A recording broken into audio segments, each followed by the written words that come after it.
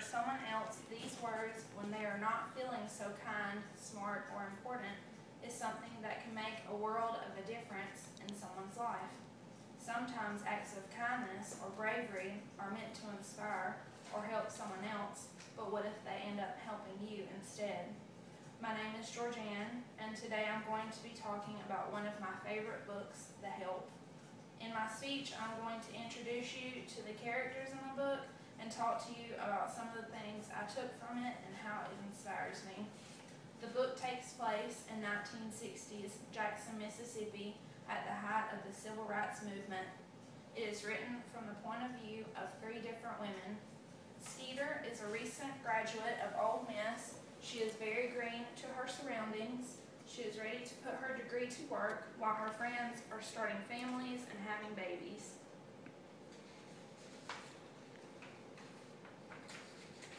Abilene is an older maid. She's been a maid ever since she can remember.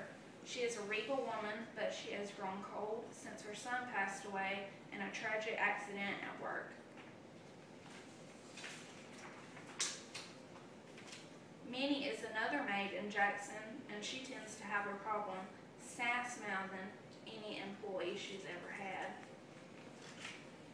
The story starts with Skeeter returning home from Ole Miss. Her mother dismisses her diploma as just a pretty piece of paper. She's always felt out of place with her mother, having been a beauty queen, and here she was, a tall, gangly little thing. Everyone at some point in their life can relate to feeling like they're not good enough or going through an awkward stage. My awkward stage lasted from middle to high school, and my senior year of high school, that's when I first figured out what makeup was, and I didn't figure out the importance of a hairbrush until I was in middle school.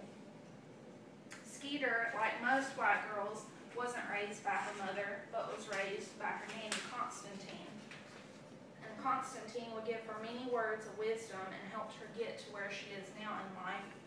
I can relate to Skeeter because I was raised by my grandmother, and without her and the life lessons she taught me, I would not be who I am today. When Skeeter was feeling down about herself, one day Constantine gave her a little something to think about.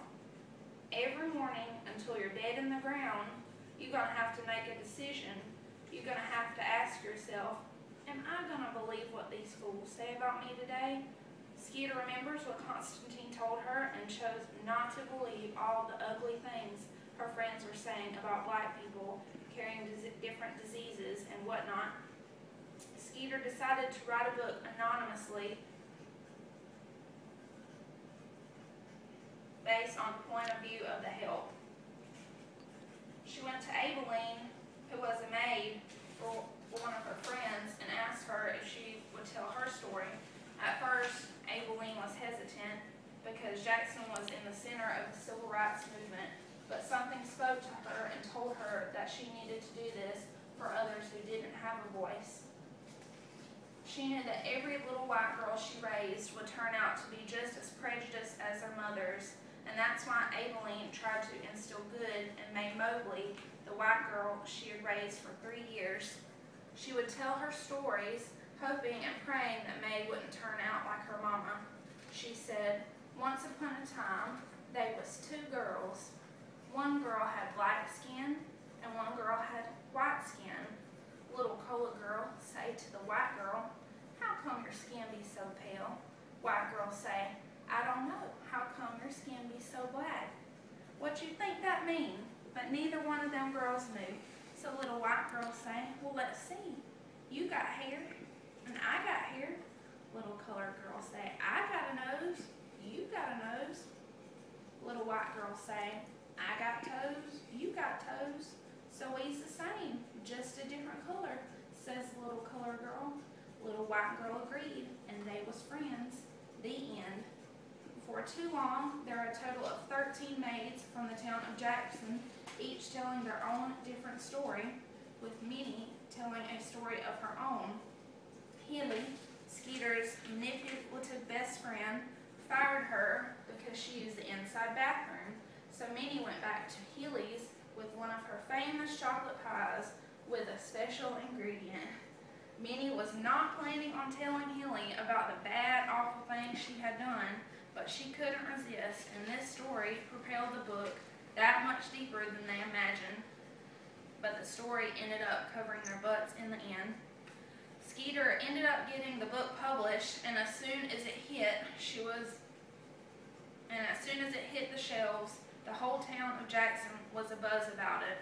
Everyone wondered whether the book was about Jackson or not, and of course, Hilly is adamant that the book is not about Jackson because of the story about her that is inside.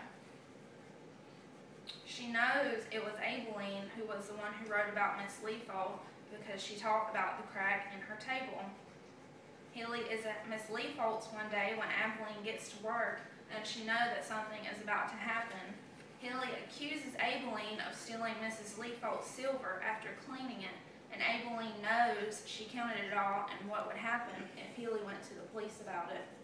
Abilene tells Miss Hilly that if she goes to jail, then she'll have plenty of time to write about the newspaper about the pie incident. Not surprisingly, Hilly decides not to press charges against Abilene, but she knows that she has to leave and leave May Mobley. May comes in just a crying, and Miss Leafold has already told May that Abilene is leaving, and then with tears in her eyes, Abilene says, "You remember what I told you?" And the little girl says, "You is kind, you is smart, you is important." And May Mobley knows deep down in her heart that Abilene knows that May Mobley is going to be just fine. She grabs her things and walks out the door. She knows that this is her last white baby and will never work as a maid in this town again, but stops herself and says, "Maybe I ain't too old to start over." Laughing through the tears. Skeeter never realized when she started writing the book how much it was going to do for her, but how much it has already helped others as well. It helped her realize her dream of becoming a writer, and it also helped her liberate the lives of any man or woman, black or white, who read or heard about her book. You never realize that the one thing you do for someone may not mean anything to you, but they'll remember your act of kindness for many years to come.